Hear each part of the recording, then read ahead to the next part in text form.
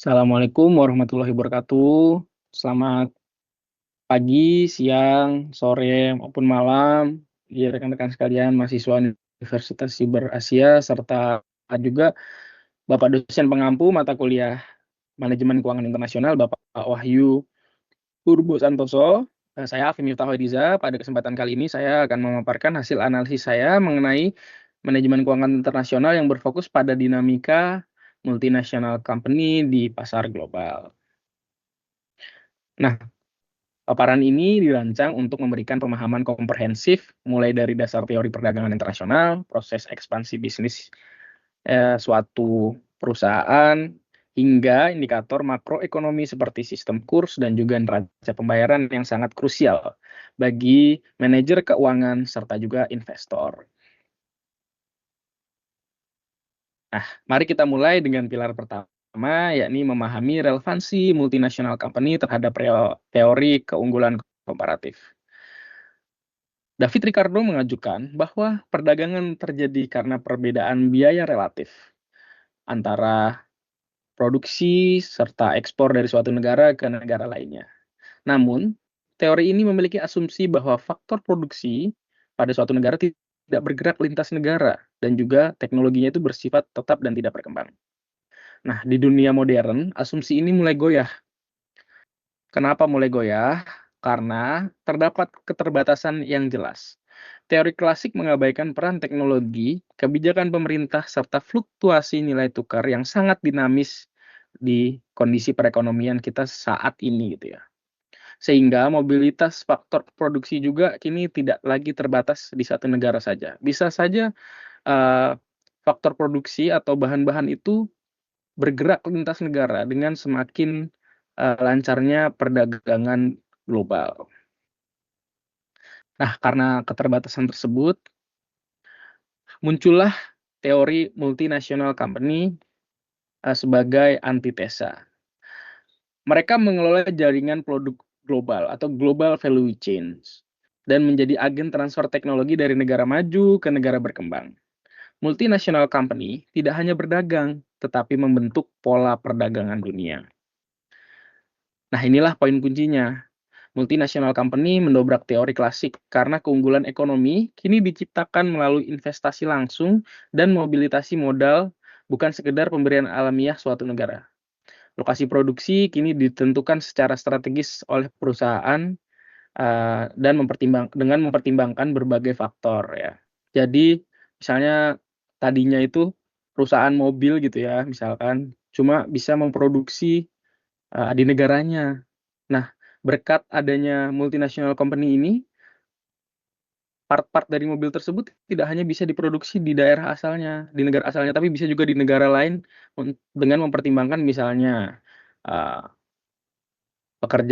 biaya pekerja yang lebih murah, maupun juga ada bahan-bahan dasarnya yang lebih murah gitu. Jadi tidak bertumpu kepada satu negara, tapi bertumpu ke beberapa negara yang dikelola oleh suatu perusahaan multinasional.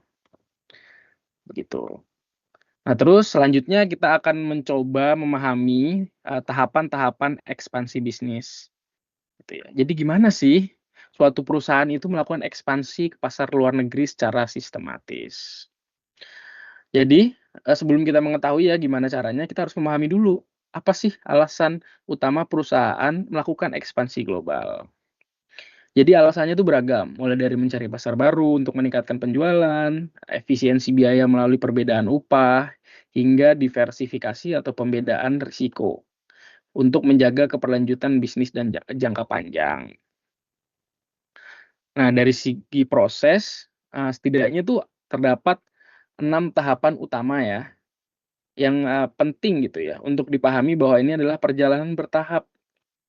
Di mana komitmen modal dan risiko meningkat di setiap tahapnya. Jadi ini tuh bertahap, pelan demi satu gitu ya. Ini mohon maaf ini yang nomor 6 ini tipe, yaitu yang pertama ekspor, yang kedua licensing dan franchising, ketiga perwakilan penjualan, 4 fasilitas pelayanan, 5 sistem distribusi, dan yang terakhir ini produksi di luar negeri. Ya ini bertahap gitu ya, nggak bisa dilakukan secara cepat 1 tahun, 2 tahun, tapi ini bertahap, tahap demi tahap, berkembang semakin kuat hingga fondasinya kuat.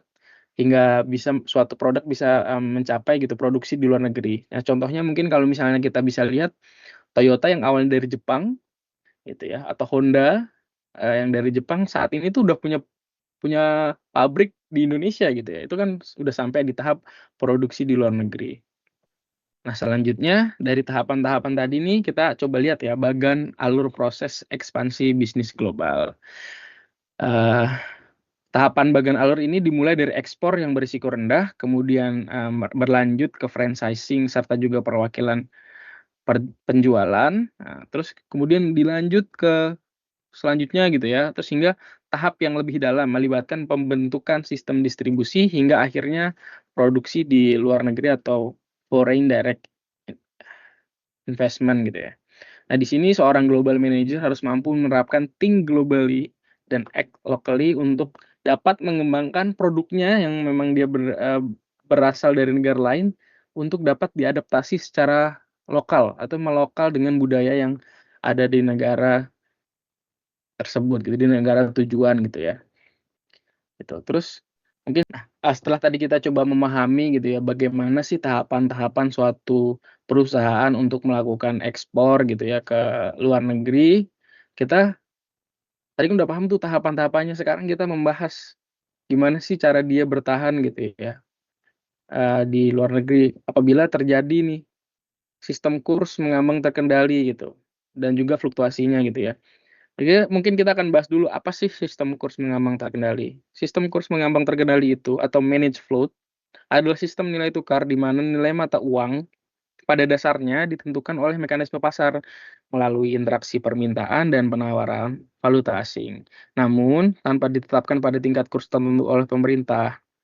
Dalam sistem ini, nilai tukar dibiarkan berfluktuasi mengikuti kondisi ekonomi fundamental seperti inflasi, suku bunga, dan neraca pembayaran, sehingga mata uang dapat menyesuaikan diri secara alami terhadap perubahan ekonomi domestik maupun global.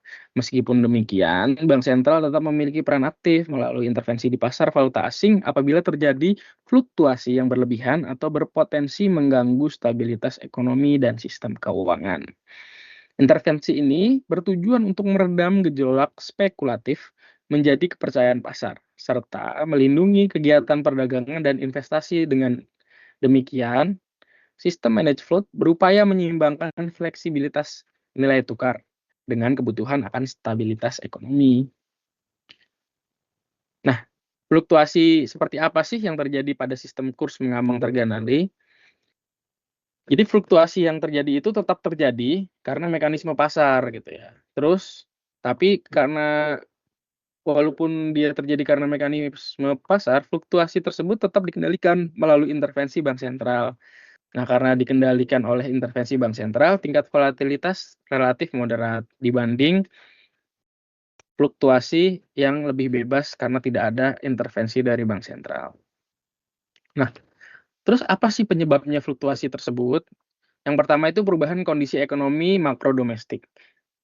Fluktuasi nilai tukar dipengaruhi oleh perubahan inflasi, suku bunga, dan pertumbuhan ekonomi domestik yang mengubah daya tarik mata uang suatu negara di mata pelaku pasar. Yang kedua, disebabkan oleh arus modal internasional. Nah, pergerakan masuk dan keluarnya modal asing itu juga berpengaruh gitu ya. Yang ketiga, perkembangan ekonomi dan keuangan global. Kondisi ekonomi global serta perubahan kebijakan moneter negara maju seperti Amerika, Rusia, atau China serta juga gejolak keuangan internasional dapat mempengaruhi sentimen pasar dan menyebabkan tekanan pada nilai tukar domestik suatu negara. Dan yang keempat, faktor ekspektasi dan sentimen pasar. Ekspektasi pelaku pasar terhadap kondisi ekonomi, stabilitas politik, serta kebijakan pemerintah juga memicu fluktuasi dari mata uang atau kurs gitu ya, nilai tukar gitu ya.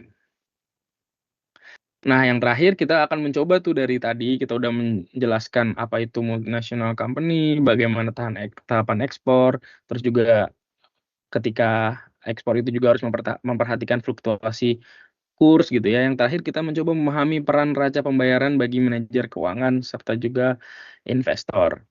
Nah, neraca pembayaran atau balance of payment merupakan indikator makroekonomi penting yang mencerminkan seluruh transaksi ekonomi suatu negara dengan dunia internasional. Terus kenapa sih penting BOP itu bagi manajer keuangan?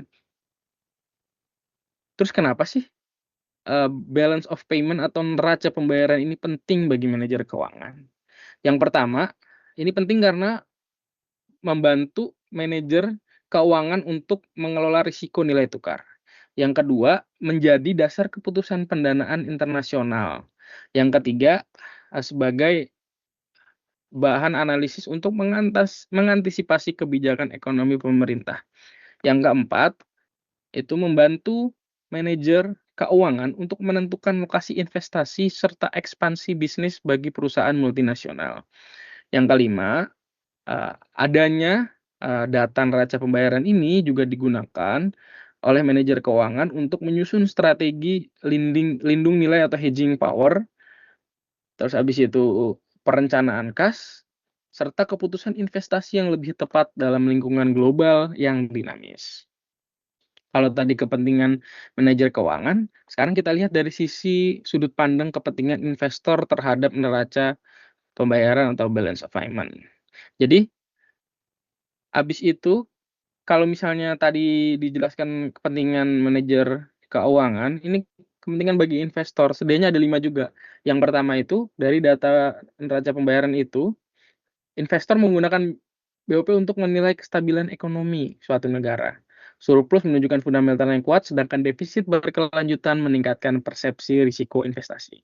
Jadi sebagai indikator stabilitas ekonomi karena dia melihat, neraca pembayaran ini kalau surplus itu fundamental kuat, kalau misalkan defisit, eee, punya risiko yang makin berat gitu ya.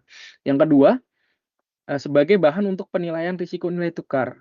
Kondisi neraca pembayaran mempengaruhi pergerakan nilai tukar. Defisit transaksi berjalan sering menjadi sinyal potensi depresiasi mata uang yang dapat menggerus imbal hasil investasi. Dan yang ketiga, dengan datanya neraca pembayaran ini juga dapat, membuat investor itu membaca kepercayaan pasar dan juga capital flight. Yang keempat, data neraca pembayaran itu bisa digunakan untuk menganalisis kekuatan cadangan devisa suatu negara. Dan yang terakhir, neraca pembayaran ini juga, dapat digunakan sebagai alat analisis untuk melihat daya tarik investasi jangka panjang. Nah, kenapa demikian? Negara dengan neraca pembayaran yang stabil lebih menarik bagi foreign direct investment atau FDI dan investasi portofolio karena risiko ekonomi dan kebijakan relatif lebih rendah. Mungkin cukup sekian dari saya, kurang lebihnya mohon maaf. Semoga bermanfaat. Wassalamualaikum warahmatullahi wabarakatuh.